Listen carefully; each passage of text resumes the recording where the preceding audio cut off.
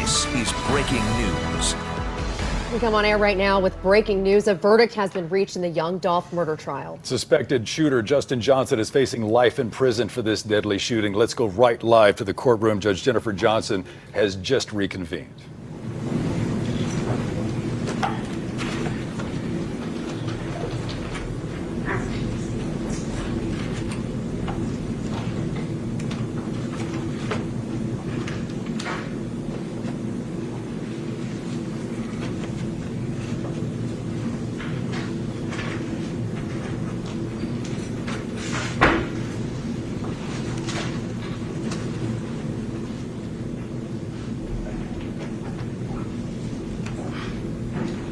Ready, Your Honor? Yes. The jury's now heading into the courtroom.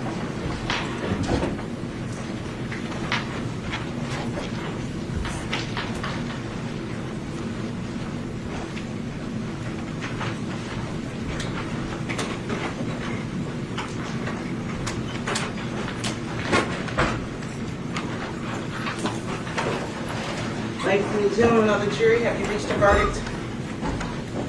We have, Your Honor. Four person. If you would stand and read your verdict, please. We, the jury, find the defendant guilty of conspiracy to commit first-degree murder as charged in count 1 of the indictment. We, the jury, find the defendant guilty of first-degree murder as charged in count 2 of the indictment. And we, the jury, find the defendant guilty of convicted felon in possession of a firearm as charged in count 3 of the indictment. Thank you. Juror number 1, is that your verdict? Juror number 34, is that your verdict? Yes. Juror number 35, is that your verdict? Yes. Juror number 11, is that your verdict? Yes. Juror number 14, is that your verdict? Yes, ma'am. Juror number 17, is that your verdict? Yes, ma'am. Juror number 27, is that your verdict? It is, Your Honor. Juror number 33, is that your verdict? Yes. Juror number 25, is that your verdict? Yes. Juror number 44, is that your verdict? Yes. Juror number 23, is that your verdict? Yes, ma'am. Juror number 28, is that your verdict? Yes, ma'am. Thank you. Ladies and gentlemen, I want to thank you again for your time and attention to this matter this week. Our system of self-government would not work without your service and sacrifice that you've made. Thanks again for your time and attention. You are excused. Jurors excused.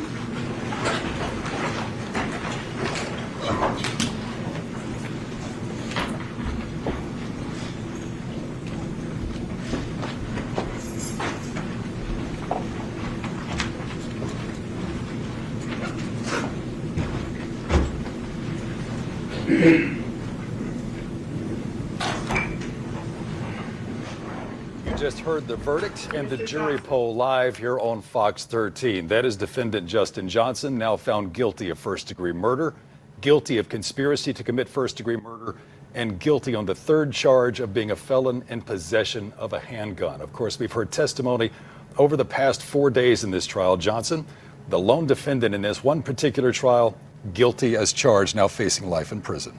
And we've heard from many suspects. Of course, now Justin Johnson, he was originally the alleged shooter, now being found guilty. We have Cornelia Smith, who the admitted shooter. Several other pieces that will continue to go through this case that will continue to follow as that does take place. Of course, Smith and Hernandez-Govan are next up as far as the prosecution goes. You heard from Smith earlier in this trial, the other gunman in this situation. He admitted to being there, and he was probably the most damning witness in the prosecution of Justin Johnson, pointing the finger literally on Tuesday afternoon and saying that he, along with Johnson, were the triggermen that gunned down Young Dolph back on November 17th of 2021. Of course, this has been a long-awaited trial, and this is by far not over. The sentencing phase probably to come within the next 60 days. We're going to listen back in now as the judge continues. Again, this is Judge Jennifer Mitchell presiding. You may adjourn court. All rise. This honorable court stands adjourned to Monday morning at 9 a.m.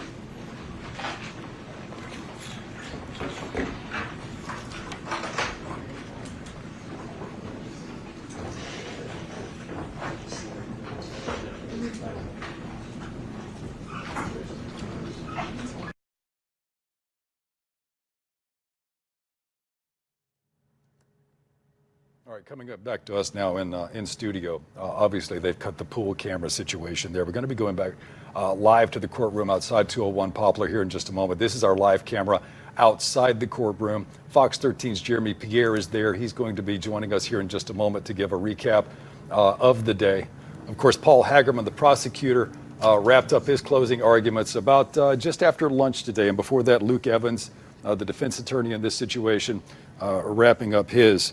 Hagerman, again, he laid out a pretty clear case here in his closing arguments. He was very succinct, saying that the defense ignored the fact that we don't just have a tower camera, we don't just have Valero video and Haven court video. They had 3 different camera angles of the actual shooting that day at Makita's Cookies. But they also had a defendant who admitted to the crime and pointed the finger at Johnson. This was Hagerman's quote this afternoon as he summed up his closing argument, saying, "We got Justin Johnson's actual phone." That's Fox 13's Jack Bilyeu as he makes his way through the hallway there. They pulled phone records that linked Justin Johnson to Big Jook, of course, one of the other people who is he's now passed, being murdered back this past January, linking him to the supposed real mastermind behind all of this, along with Hernandez Govan. Let's go now to Fox 13's Jeremy Pierre. He's live outside on Poplar. Jeremy, the deliberations didn't last long. The jury was handed this case shortly before 1 o'clock, and at 4:08, the judge read the verdict. Yeah, less than 4 hours. Let me tell you, because they had some time to eat some lunch. And then over lunch, they began deliberating over lunch. The judge gave them that opportunity to do that. And you hear just less than 5 minutes ago, the guilty verdict, finding Justin Straight Drop Johnson guilty on all counts: conspiracy to first-degree murder, as well as convicted felon in possession of a gun. Now, this, again, coming less than 4 hours after this after this jury began deliberation. And let me tell you, it's been a very emotional week, not only for the family of Young Dolph, but especially the city of Memphis, because everyone loved Young Dolph for his music, for his contributions to the community. But this right here, coming again after 4 emotional days, especially with all the information that we learned coming out of this trial, knowing who actually happened to be behind it,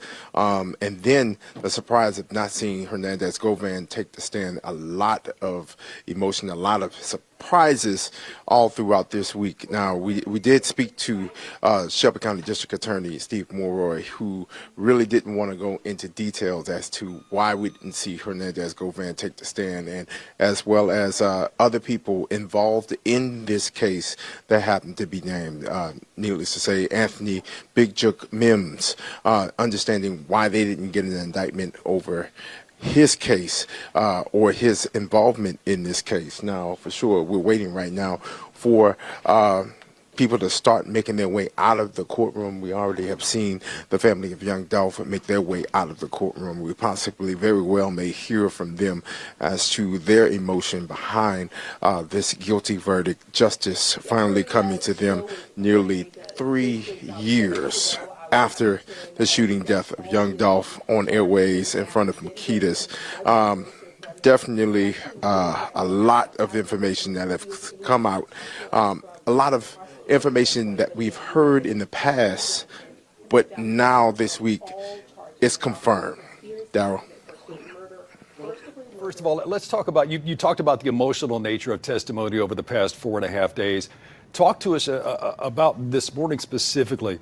As I said in the opening here, Paul Hagerman, the assistant DA who was in charge of this case for the prosecution, he laid out he almost retried the case this morning. And when you listen to his closing arguments, and he laid out a very succinct argument over why that guilty verdict should be read. What about emotions this morning? It seemed that it was a more stoic nature in the courtroom as compared to the last couple of days. Well, starting off with the defense, with their closing argument, they came in hot, needless to say, but Paul Hagerman then took over, and he shut every doubt for the jury, shut it down, because for the simple fact of, you have every piece of evidence that the prosecution pointed out the surveillance video. That was in the opening statement. And then as the trial progressed, you saw the digital forensics that pointed straight to Justin Johnson as well as Cornelia Smith. We're talking about phone calls that have been made 24 minutes before the murder. And then the phone calls that Cornelia Smith, who even took the stand, even pointed to a FaceTime with the, I guess you would say, the real mastermind behind the plot to kill Young Dolph, who we later found out, Anthony Big Jook Mims. That all pinpointed out with digital forensics from MPD. Jeremy, you alluded to this earlier. We really thought that we would hear from the alleged mastermind, Hernandez Govan, and we didn't. So, again, very surprising turn there. Yeah, and let me tell you, speaking with Steve Mulroy, the Shelby County District Attorney, he said their case was very strong without his testimony. For the simple fact that, look, they had all of the evidence. They didn't need another voice on that stand. That voice right there, I really think the defense was pending on that voice of Hernandez Govan, because if you go back to that closing argument, they were hoping, it sounds as though they were hoping Hernandez Govan took the stand because there was no clear point to connect Hernandez Govan to Justin Johnson. And we even asked Steve Mulroy about that connection between Hernandez Govan and Justin Johnson. Jeremy, stand by for a second. Don't go anywhere. We just got a statement from the DA's office. DA Steve Mulroy saying every murder is a tragedy and we take them all seriously. This one generated extra public interest because Young Dolph was a prominent and beloved member of the community. We will continue to fight hard to make sure that all of those responsible for his death are brought to justice. Now, that full statement is actually pretty lengthy. We're going to have the entire statement on fox13memphis.com. Again, that a prepared statement from District Attorney Steve Mulroy. Now, as we bring Jeremy back in, Jeremy, you know, one of the contentious parts of this trial was the fact that there was no forensic evidence that actually tied Justin Johnson to this vehicle. I know the defense, or I should say the prosecution at first was a little caught, I'm not going to say caught off guard, but that was one chink in their armor. Yeah, and let me tell you, that was one chink in their armor. I believe right now we're about to hear from Shelby County District Attorney Steve Mulroy. Here he is. Other side, guys.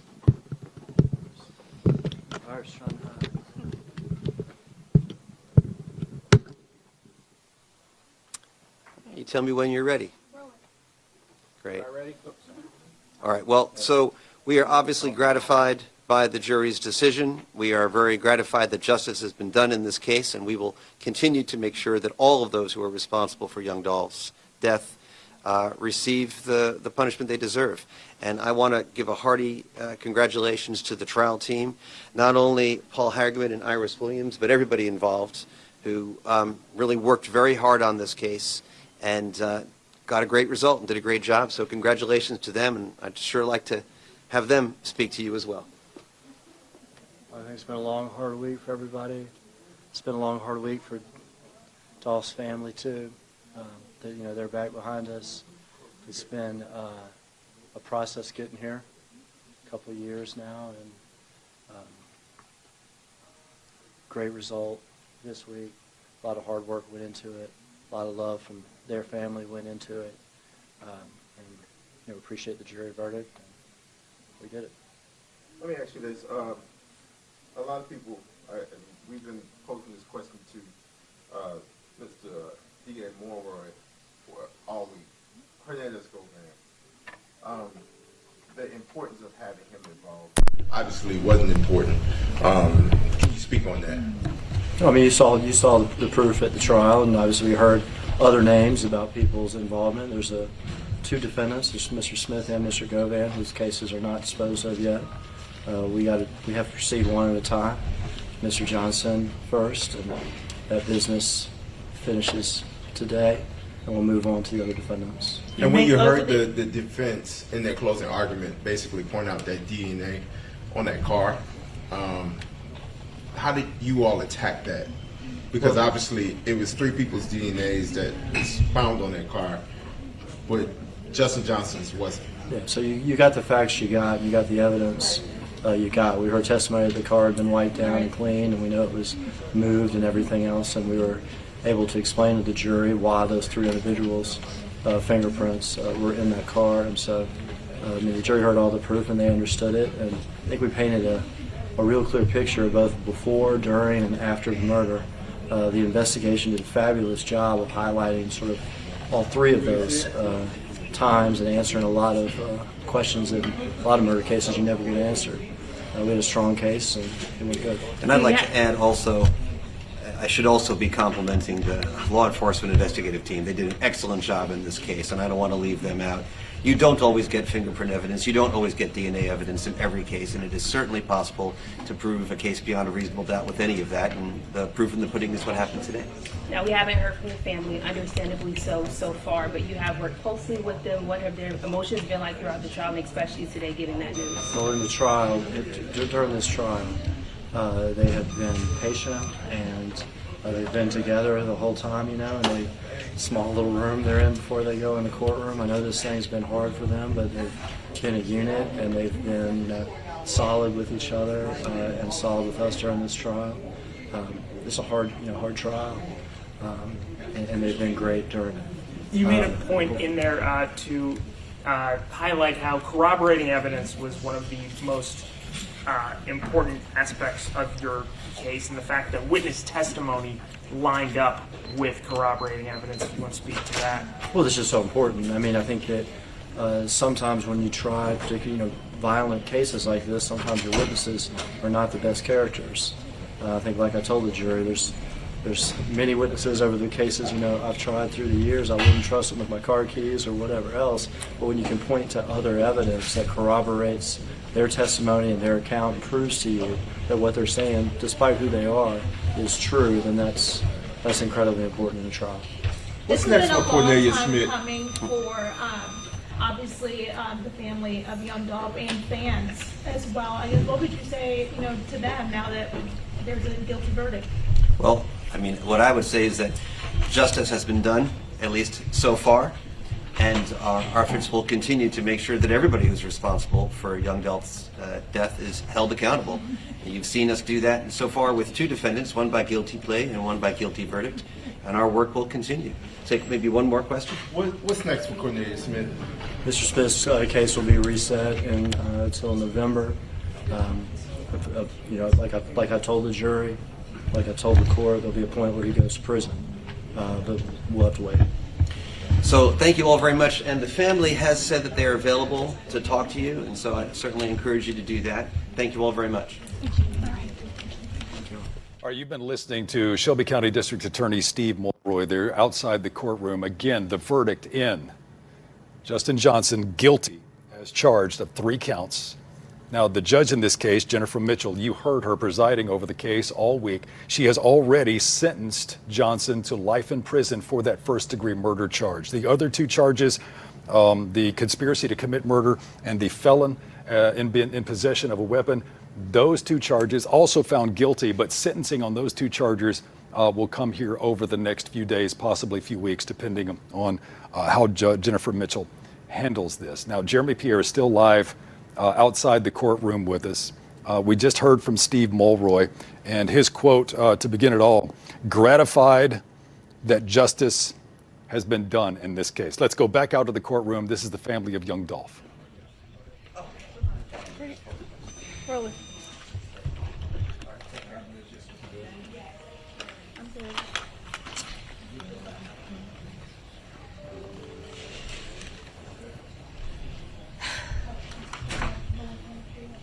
On November 17, 2021, our lives changed forever. A son, a father, a brother, a friend, a businessman, a music artist, a philanthropist, and life partner are all among just some of the titles that my brother Adolph Robert Thornton Jr. held. Titles that have now left a missing piece in the lives of so many. I want to say thank you to the jury for their service and decision in this case. to bring us one step closer to justice for our family, friends, supporters, and the community that has supported us during this time. Thank you to Judge Mitchell, Shelby County District Attorney's Office, including Paul Hangerman and his team, the MPD, U.S. Marshals, Tennessee Bureau of Investigations, and other investigators and staff that assisted us with this investigation and case, ensuring that those responsible for this crime and involved with this crime have and will be brought to justice for their actions. We realize this act of violence has impacted so many outside of our family and friends. Your outpouring of love and support throughout this process does not go unnoticed. We ask that instead of focusing on those who committed this crime, you focus on the man that Adolph Robert Thornton was.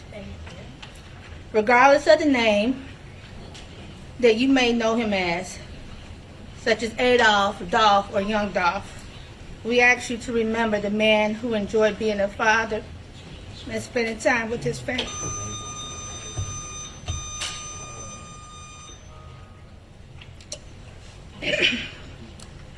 We ask that you remember the man who enjoyed giving opportunities to those who were often overlooked and counted out. We ask that you remember the man who enjoyed giving back to others and being an inspiration to those who come from less than ideal backgrounds, and knowing that they are seen and can change their outcomes and the lives of others by doing something positive. We will continue to heal and keep Adolph's legacy alive. We ask that the public and the media continue to keep our family in their prayers, as well as continue to respect our privacy during this time and the next steps of the judicial process as justice is served for all those involved for our loved one. Thank you.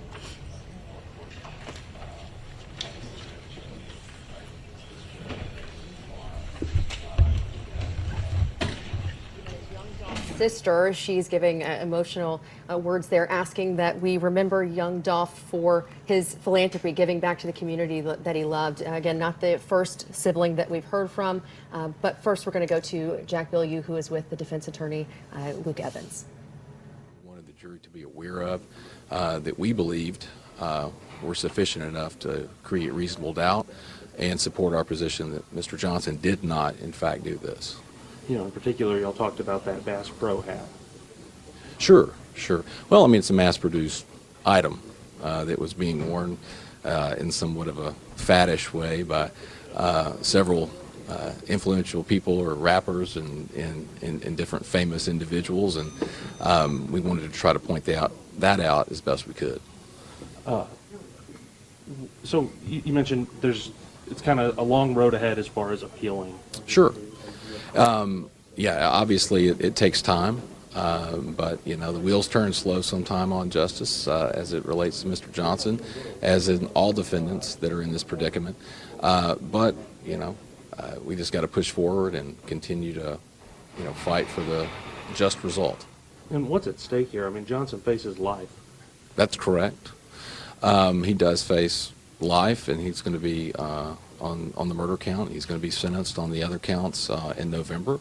But I mean, the rest of his life is at stake, obviously. So it's high stakes. It's very important to him, obviously, that he continue to litigate and fight for his freedom. You know, Smith went on the stand, basically, you know, said it was the two of them. How can, you know, why shouldn't we believe what he said? I think all you got to do is listen to his testimony to get the answer to that. Can you elaborate on that? Well, I mean, obviously I pointed out reasons in my closing argument and in my cross-examination for our concern about whether or not he was being truthful. What do you want to see happen with Govan and Smith? Well, obviously, you know, that's something where, you know, that was argued heavily. Where is Hernandez Govan? Where was he in this trial? Why wasn't he here? Obviously, if he's a defendant in this case, to the extent he's involved, he needs to be held accountable. Did he play a huge role in your defense, Hernandez Govan? Well, it's, interesting to say, but to the extent he wasn't called by the state, that was definitely a shock to us, based on the position of their prosecution. And when he wasn't called to testify, I felt it was significant, and caused a significant gap in their case. You find it a guilty conviction? Yes. Can I ask you this? It's very odd. Did your client even have an alibi as to where he was during the time of the murder? Well, I can't speak to any other, facets of his defense that weren't raised in court. Can you tell us what his emotional state is right now? Well, obviously he's devastated by the verdict, but he's a strong young man, and I think he's determined to vindicate himself through this process. Cornelius Smith testifying. Listening to defense attorney for Justin Johnson. That's Luke Evans there, laying out the fact that he thought he had a strong case. One of the big pinpoints of this case was the fact that the supposed mastermind of this entire plot, Hernandez Govan, was not called to testify by the defense. The defense said that was not part of their strategy, given the fact that he is a further defendant in this case. And quite frankly, most legal minds would agree that if the defense did call Hernandez Govan themselves, because he was on the witness list, he would have simply pled the Fifth Amendment and would not have wanted to incriminate himself. Yeah, that was alluded to by Paul Hagerman, the ADA, when he came back for his his final closing statement. He said that he wasn't left off the list. He was, in fact, still a defendant, so obviously protecting himself in that process as well. Now, we have just heard from Young Dolph's partner, Mia J. She just released this statement, and it reads in part, "Today's verdict brings relief and restores my confidence in the justice system. On behalf of my children, family, and myself, I would like to thank law enforcement, the prosecution, and everyone involved for their diligent work in presenting the facts that led to this conviction. We are also grateful to the public for standing with us and advocating for accountability throughout this process." She goes on to say that this is just the beginning of our journey toward achieving full justice for Adolph, and will patiently support the unfolding of that process. So again, as we wind down our coverage here at 4:30 this afternoon, Justin Johnson found guilty on all three counts that he faced in the murder of Young Dolph. The most serious charge, of course, the capital murder offense, first-degree murder, guilty. He has already been sentenced to life by Judge Jennifer Mitchell, just as she read that verdict. The other two counts, conspiracy to commit murder, along with the felony gun charges, guilty on those counts as well, but he will be sentenced at a later date. So Justin Johnson is now facing life in prison. Of course, we've got reporters there, as you've seen. We've got Jeremy Pierre still working the hallways at 201 Poplar. Jack Bilyeu will continue talking to the defense attorney, Luke Evans. We've got complete team coverage coming your way in 25 minutes. Please join us on Fox 13 News at 5.